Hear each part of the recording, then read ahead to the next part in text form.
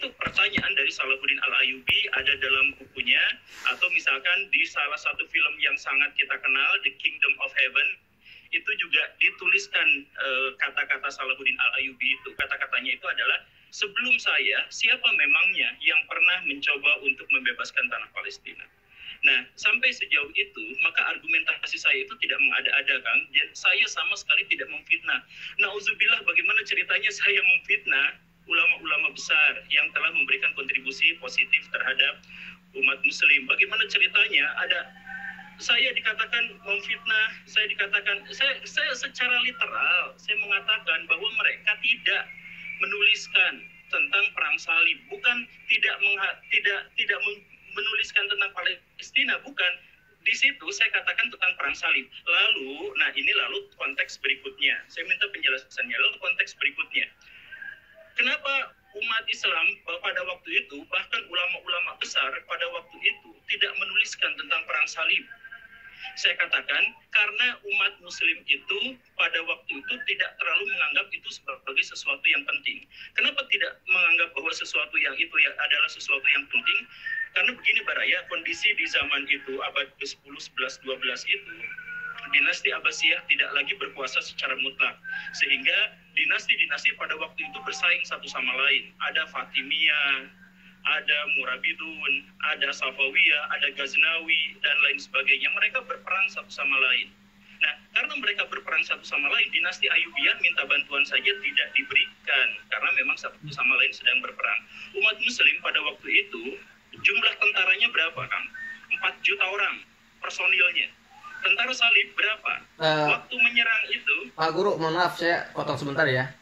Kita langsung ke substansi aja karena yang tadi Pak Guru sampaikan itu sudah Pak Guru sampaikan di video yang saya tonton. Jadi nggak perlu diulangi lagi. Ada hal yang lain yang harus diklarifikasi nggak selain itu? Ya udah kalau gitu. Tapi intinya adalah bahwa ketika saya menjelaskan tentang tanah Palestina itu, saya tidak ada fitnah sama sekali, Kang. Jadi apa yang saya sampaikan secara literal itu jangan kemudian ditambahkan. Apalagi misalkan akan menambahkan bahwa saya anti Palestina titik gitu misalkan gitu ya, yang saya cerahkan. Saya tidak pernah seumur hidup untuk mengatakan yang seperti itu. Saya tidak memiliki otoritas untuk ngomong ini titik, ini apa dan sebagainya. Tapi pertama, demi Allah saya tidak pernah memfitnah Abu Hamid Al-Ghazali atau Syekh Abdul Qadir Al-Jailani atau Fakhruddin Razi. Karena ketika saya mengatakan bahwa mereka tidak menuliskan itu, mereka memang tidak menuliskan itu.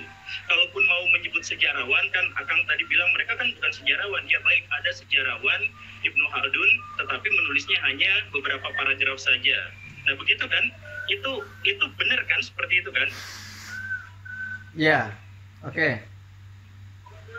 Ya, jadi gimana narasinya saya dibilang memfitnah itu bagaimana? Ya, jadi gini.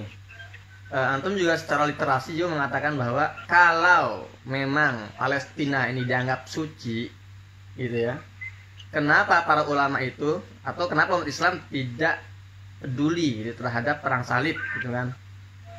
Jadi gini, antum kan orang yang pintar retorika, nggak bisa ketika Pak Guru ini menyampaikan satu frasa, ya kan, kemudian ya udah orang lain nggak boleh berasumsi.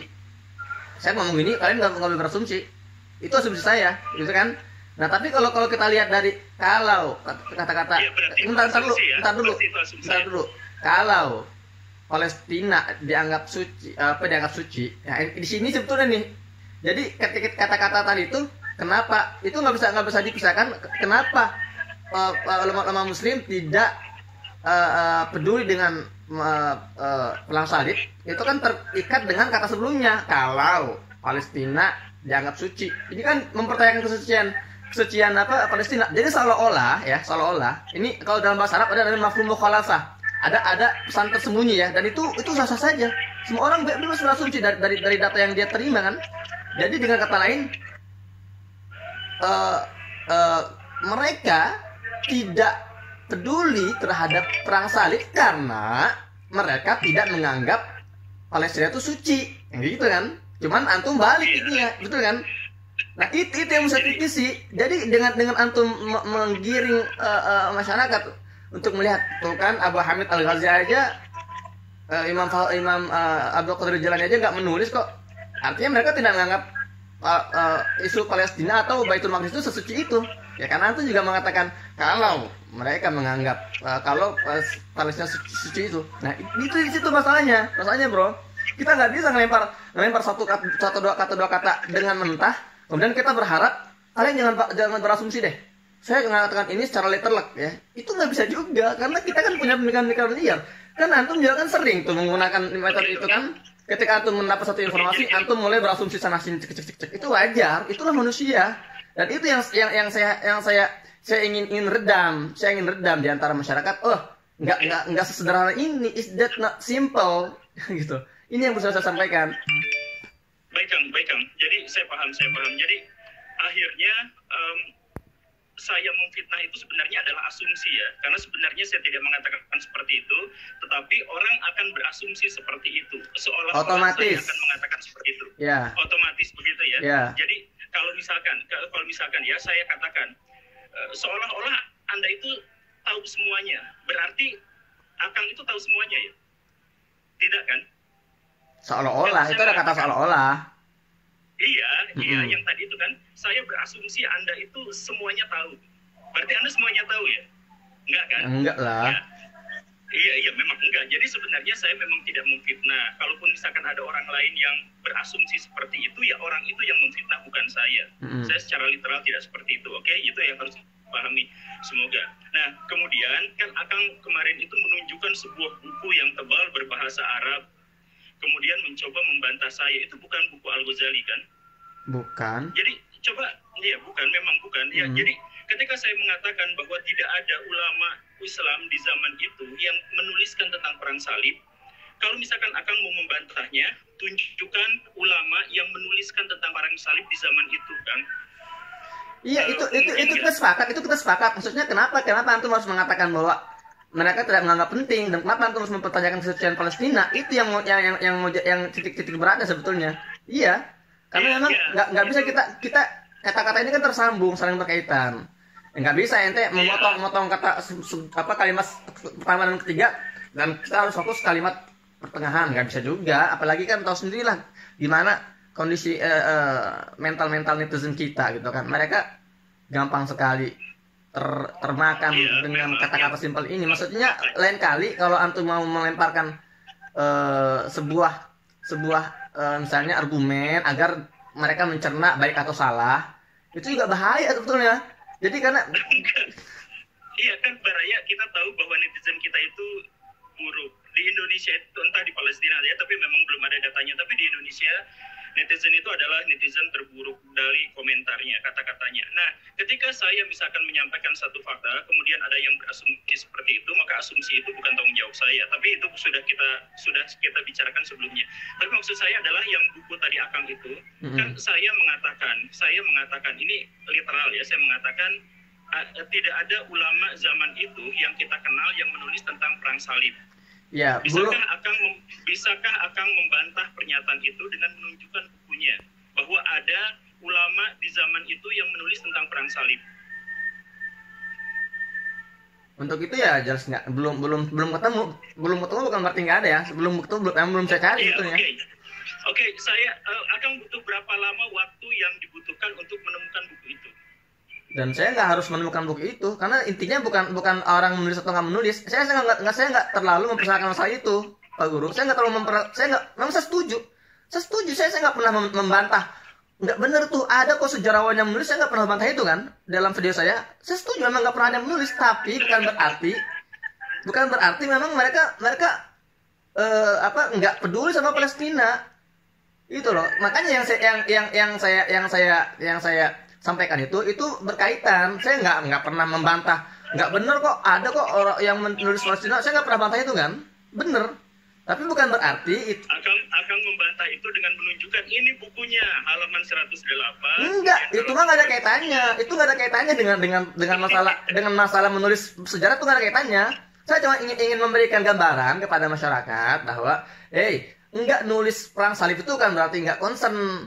Ya, karena kan tadi antum bilang gitu kan. umat Islam tidak peduli terhadap perang salib ya. Soalnya itu kan termasuk Abu Hamid Al-Ghazali, karena ketika antum ngomong gitu, keluarlah slide itu kan di layar. Jadi seolah ingin menyampaikan antara verbal dengan visual bahwa bahkan Abu Hamid Al-Ghazali pun, Imam Abdul Qadir itu nggak peduli sama Palestina. Itu yang berusaha saya counter. Oh enggak juga.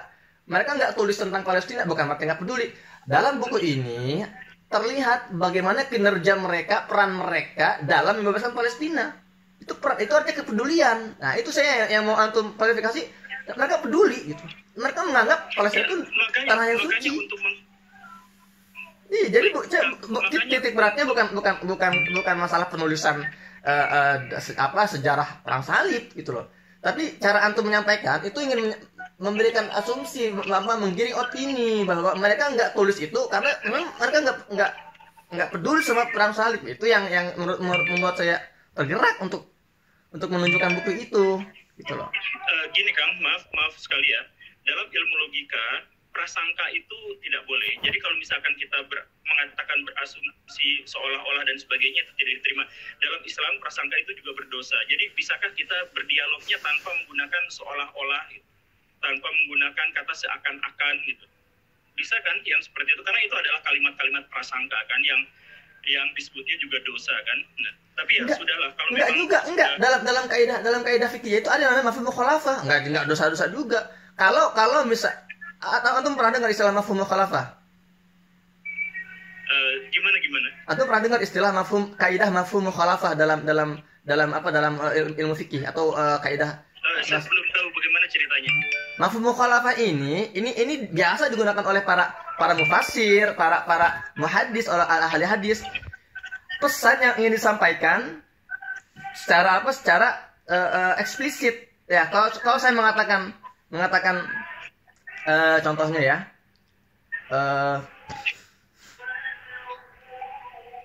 mafhum mukhalafah itu misalnya guru ini bermasalah.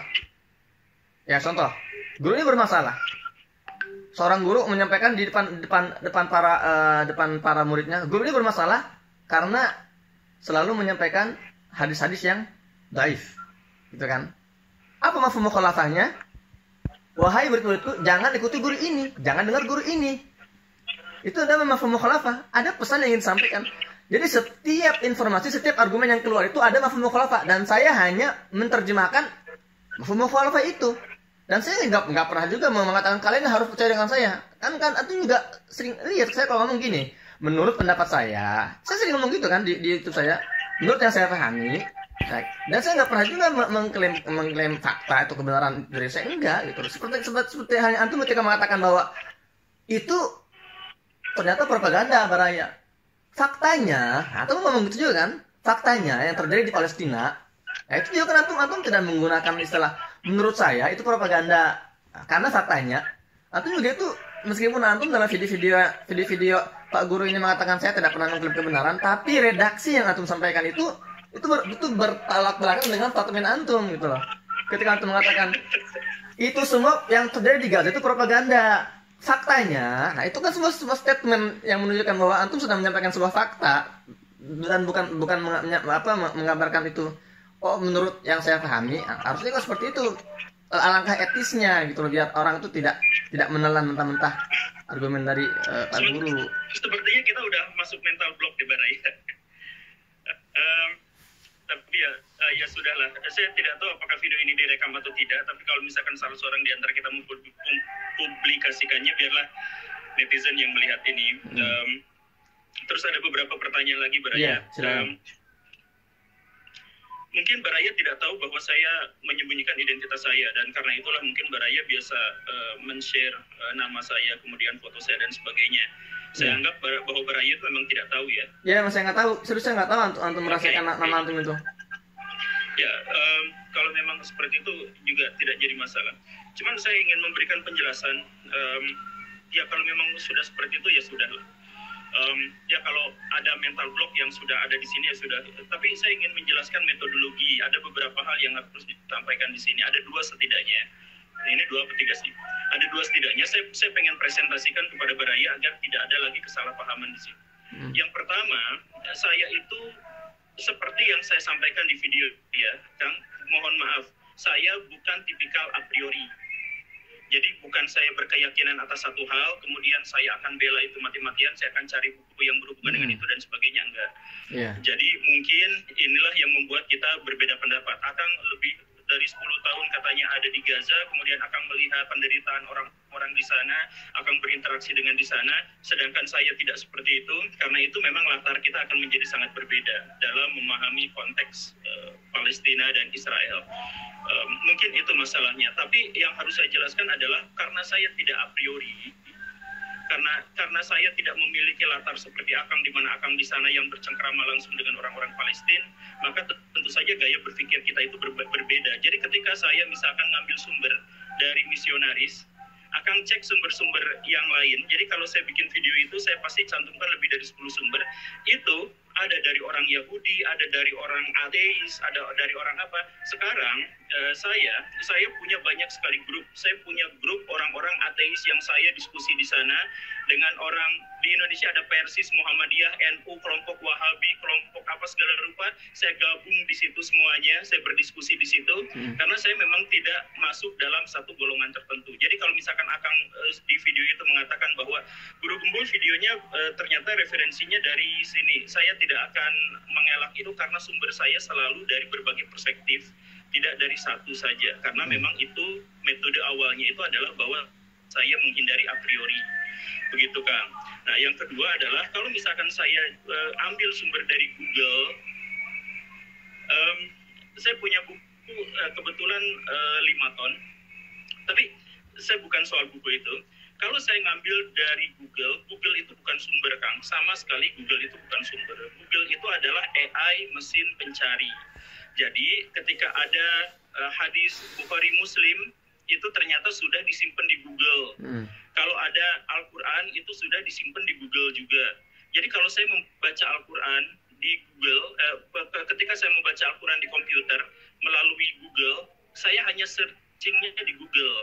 Saya bukan baca Google, saya baca Al-Quran. Jadi sumber-sumber saya tentu saja adalah berasal dari buku dan jurnal yang insya Allah sudah bisa diverifikasi. Nah, salah satu bentuk verifikasi itu, ini penting, salah satu bentuk verifikasi itu adalah verifikasi modern. Verifikasi modern itu adalah eksternal, internal, yang pertama kali dicetuskan oleh Imam Syafi'i yang kemudian memuncak di Imam Bukhari. Ya, saya juga sudah jelaskan itu. Nah, saya gunakan itu. Nah, Imam Bukhari itu ketika dia mendapatkan sumber, ini dia akan tahu kan, katakanlah bahwa orang Syiah itu sesat, katakanlah. Tapi luar biasanya Imam Bukhari memasukkan sekitar 160 hadis di dalam kitab Sahih Bukharinya. Karena apa? Karena Imam Bukhari tutup kuping kalau soal ideologinya. Yang paling penting dia adalah orang yang baik, terpercaya, ingatannya kuat, dan lain sebagainya. Kan begitu. Nah, ini kemudian digunakan oleh orang-orang modern untuk melakukan kritik. Jadi kritik internal, kritik eksternal. Ada banyak sebenarnya panjang babnya soal ini. Tapi, nah karena itulah, maka saya tidak akan misalkan, ini sumbernya hanya dari Muslim saja, ya enggak. Sumber saya dari mana-mana yang saya secara pribadi akan mencari, akan memverifikasi sumber itu apakah valid atau tidak. Jadi saya mohon maaf kalau sumbernya bukan hanya dari Muslim saja. Walaupun tentu saja yang dari Muslim saya masukkan kan, tentu saja. Cuman kalau saya menggunakan yang non-Muslim, bukan berarti saya pro-Zionis. Saya pernah dibikin di video yang lain, saya anti terhadap Zionis. Saya bersumpah demi Allah, saya anti terhadap Zionis. Jadi bukannya saya mengabaikan, bukan berarti saya mengabaikan Palestina, bukan berarti saya mengabaikan perjuangan orang-orang Palestina. Tetapi dalam hal ini adalah bahwa saya harus melihat segala sesuatu dari segala sumber agar apa yang saya sampaikan bisa dipertanggungjawabkan secara ilmiah dan di hadapan Allah Subhanahu wa Ta'ala. Gitu Kang. Jadi maksudnya gini nih, kalau misalkan Akang berbicara tentang Israel dan Palestina, Akang ngobrol sama orang Palestina setiap hari selama puluhan tahun. Akang berapa tahun ada di Israel dan ngobrol setiap hari dengan orang Israel, kan tidak kan? Nah, ya sekali lagi itu bukan salah Akang, tapi karena perjuangan Akang di sana. Cuman maksudnya pahamilah metodologi berpikir saya gitu. Bukan berarti itu adalah sesuatu yang keliru dan salah kan? Iya. Gitu Kang. Iya, baik. Ya, jadi itu juga salah satu mafhum mukhalafah ya, ketika mengatakan saya ini enggak nggak a priori, saya bukan orang yang a priori gitu kan. Dalam video itu juga antum mengatakan saya ini bukan a priori. Mafhum mukhalafahnya nggak seperti Muhammad Hussein yang a priori ya, karena sangat berpegangan pada satu referensi tertentu gitu kan. Nah sebetulnya kalau antum juga mau objektif ya brother, antum objektif, antum juga ketika membahas masalah kondisi Palestina ya di masa-masa itu ya, antum juga jangan cuma menampilkan satu sumber saja dari sumber websitenya misionaris Kristen itu gitu kan. Dan saya nggak mengatakan sumber antum dari Google, saya mengatakan sumber antum setelah saya Google ternyata dari sebuah website ya, website. Ya karena saya tunjukin itu kan. Nah iya, saya tunjukin itu berarti saya terbuka kan? sebetulnya Pak Guru Gembul ini nggak Kak Jo ini nggak menunjukkan websitenya, nggak, cuma menunjukkan redaksi, terus juga Richard Weber itu kan, dan nggak menulis sumbernya kan. Itu kalau saya cari-cari itu Richard Weber siapa, saya kira dia seorang sejarawan yang kredibel misalnya kan, sampai harus digunakan dicatut artikelnya atau jurnalnya. Saya cari-cari nggak ketemu, ternyata ketemunya di website orang Kristen itu gitu loh. Nah, kalau mau objektif, nama penulisnya saya cantumkan kan ya? Iya, Richard Weber itu yang saya cari. Judulnya saya tuliskan, judul artikelnya saya tuliskan kan? Ya, judul artikel gitu kan. Iya. Nah, tapi itu nggak. Ya, judul artikel dan penulisnya. Di Google itu nggak ketemu kecuali penulisnya sudah saya cantumkan, berarti di Google ada kan? Iya, muncul tapi itu tidak muncul. Tapi ketika saya cek munculnya ada di jujur saja Pak Guru Gembul itu Kak Jo ini antum ngambil artikel itu dari website mana? Ngambil artikel Richard Weber itu apa dari artikel originalnya antum ketik ulang, atau antum kopas dari situs yang saya tunjukkan di YouTube itu? Saya ambil dari penulisnya langsung. Nanti kalau si penulis itu dikutip sama Google di sana sini, ya agak jadi masalah. Entar dulu. Maksudnya ngutip langsung dari penulisnya? Maksudnya di mana? Maksudnya apakah dalam bentuk buku terus Pak Guru Gembul ini ketik ulang, atau masuk ke jurnal? Itu kan itu masalah, itu tulisan lama, nggak mungkin penulisnya itu naruh itu di YouTube gitu, di Google gitu loh. Itu yang mau saya tanya. Iya, saya mengambil sumber itu biasanya gini, saya cari namanya, saya cantumkan namanya, kemudian saya cantumkan juga judulnya. Nah, dari situ orang bisa nyari sendiri. Jadi kalau misalkan akan nanti menemukan, mohon maaf Pak Guru, saya nggak nanya itunya, saya nanya out of record aja ya, out of record deh.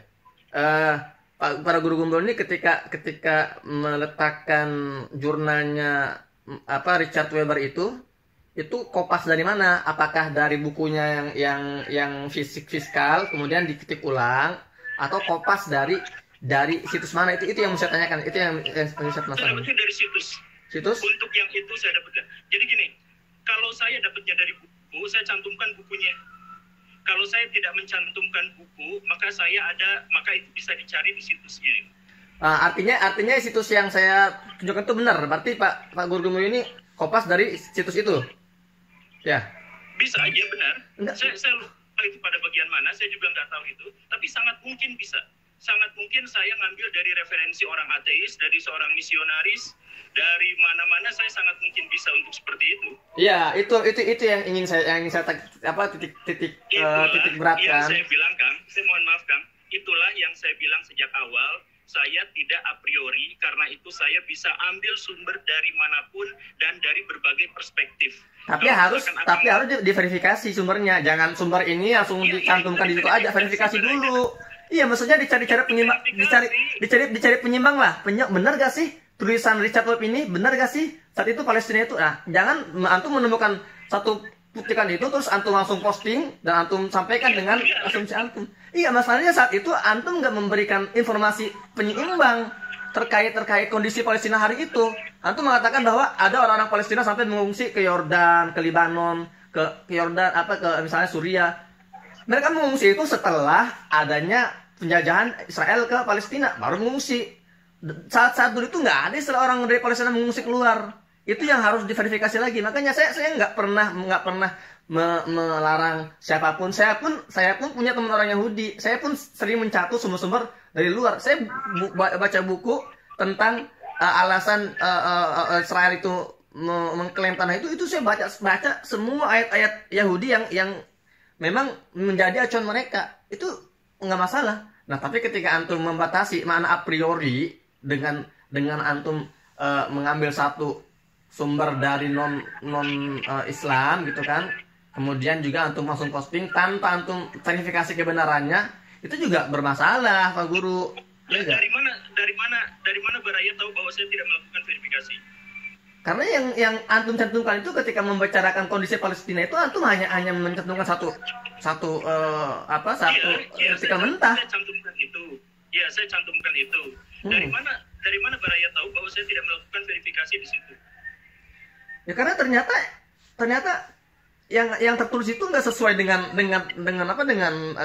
fakta yang terjadi di sini. Itu artinya kan nggak lolos verifikasi harusnya. Sumber mana yang menyanggahnya?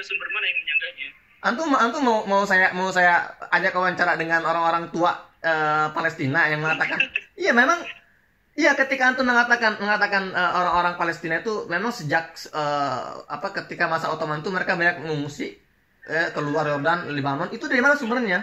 Karena itu sangat-sangat. Sebentar, saya penasaran sekali dengan teks kutipan yang Baraya permasalahkan itu sebentar saya cari ya. Itu episode berapa sih saya?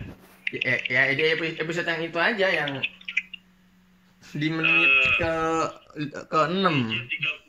Oke, sebentar saya cari ya Kang ya. Di menit ke 6 detik 51 apa? Enggak, saya belum menemukan videonya, sebentar.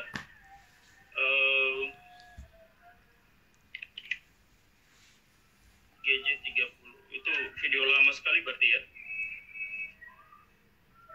Nah, ini saya temukan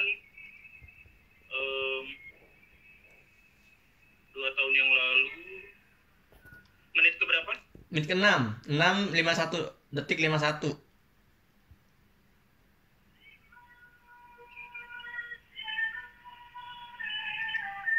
Menit ke 6. Sebentar ada iklan.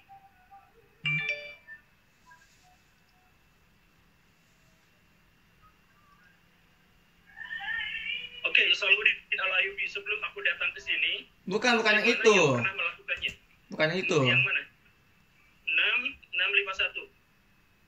Oh, ini nih 651. Oke. Kesaksian para sejarawan telah mencatat keadaan tanah Palestina selama 400 tahun dikuasai pemerintahan Ottoman sebagai masa yang sepi. Sepi. Pada tahun 1590, seorang Inggris yang berkunjung ke Yerusalem telah menulis, tidak ada apa-apa yang kelihatan selain sebagian tembok-tembok tua, yang lain hanya rumput, jamur, jerami. Gak ada cerita di situ soal pengungsian, Kang. Antum sampainya secara verbal. Coba antum mundur lagi dikit video itu. Mundur lagi, antum yang sampaikan situ. Saat itu orang-orang Palestina bahkan mengungsi ke Yordan, ke Suriah, ke Lebanon. Coba antum perhatikan lagi.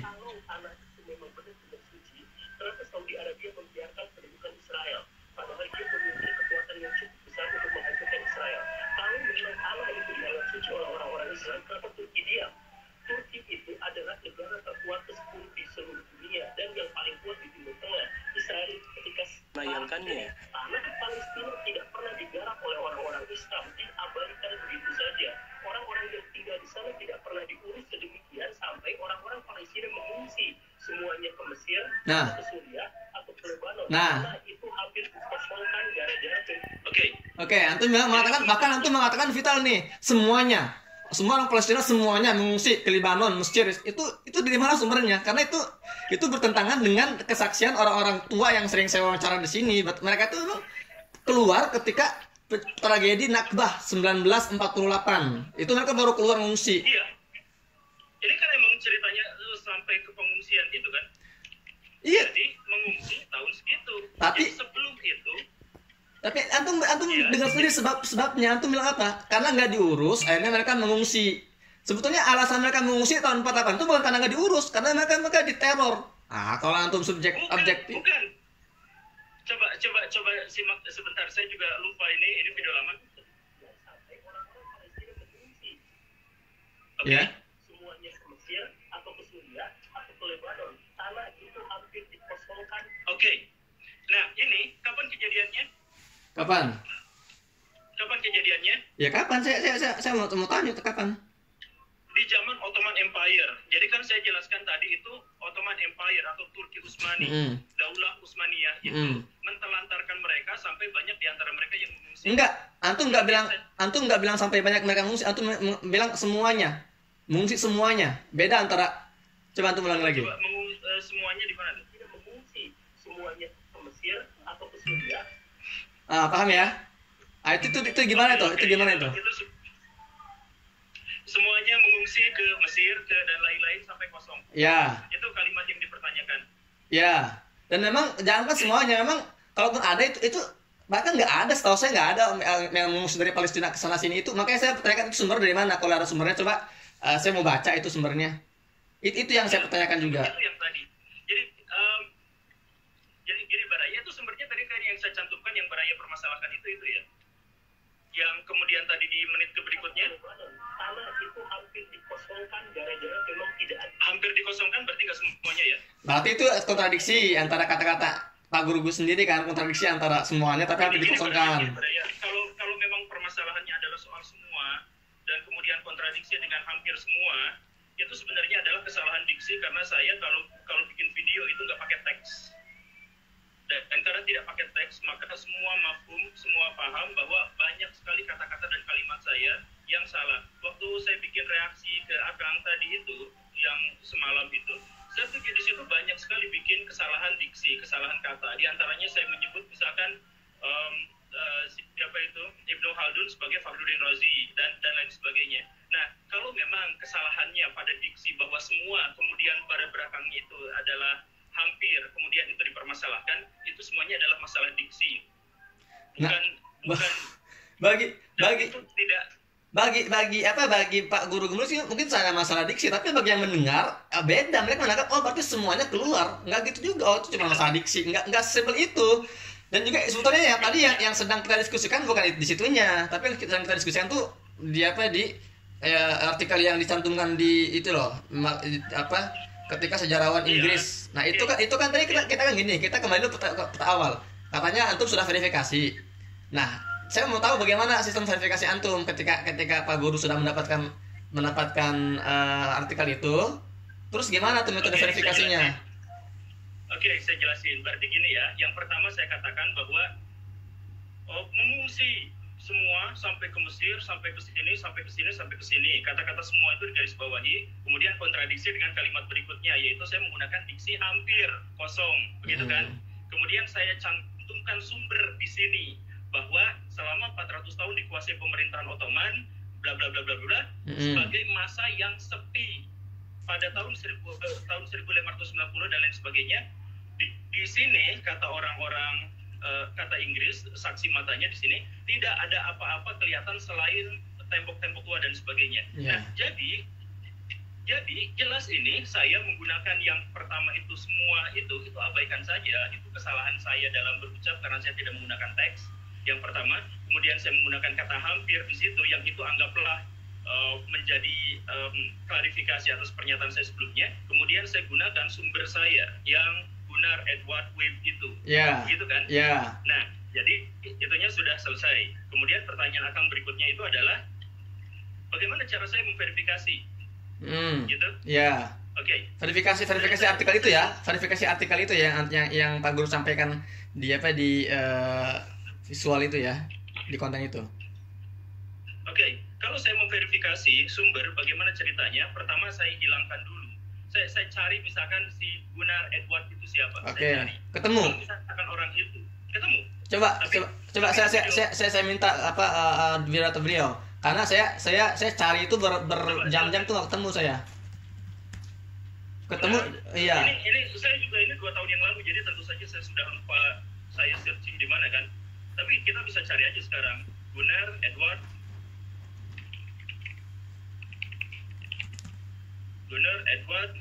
WB. Ternyata ada penjelasannya di Medieval Early Modern Orient. Yeah. Dia adalah seorang orientalis yang kan pada tahun 1500 1582 bla bla bla bla bla. Kemudian ada di buku Edward Webb, Master Benar, terdiam tahun 1590. Sumbernya semuanya ada di sini, Baraya, bisa dicek. Jadi ya betul. Jadi dia orientalis ya, artinya Pak Guru ini mengutip ya kesaksian Edward ini ya orientalis. Sekarang saya mendengar verifikasinya, bagaimana cara Pak Guru memverifikasi bahwa statement ini benar atau salah gitu loh.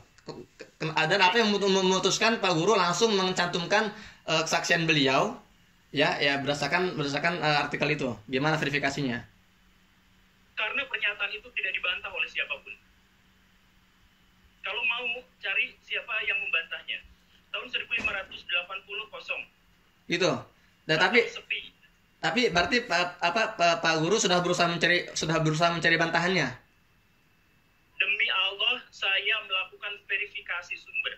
Iya, enggak, maksudnya Pak Guru sudah mencari bantahannya untuk tulisan itu. Ya, saya sudah mencari, makanya saya tawarkan Akang coba cari bantahannya kalau memang ada. Ini kan ada kan Edward Webb itu banyak sekali sumbernya di sini. Coba misalkan Akang cari bantahannya kalau memang ada.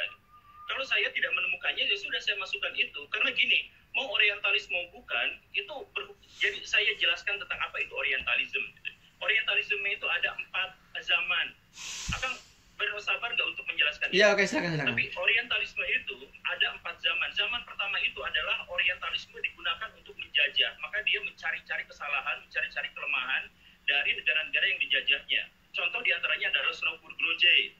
Kemudian yang pada masa berikutnya itu disanggah, itu dibantah oleh Edward Said, oleh misalkan siapa yang dari India itu, Gayatri Spivak dan lain sebagainya. Nah, itu orientalisme sudah menjadi semakin akademis. Kemudian maka orientalis itu diganti menjadi Islamisis. Maka muncullah tokoh-tokoh seperti Karen Armstrong yang menjelaskan tentang orientalisme tetapi dalam sudut pandang negara yang dimaksud itu dan lain sebagainya. Nah, saya paham betul soal orientalisme kan. Jadi termasuk ini dalam hal akademis, bukan hal dalam orientalis pasti musuh Islam. Ya, enggak, saya lihat dulu zamannya seperti apa.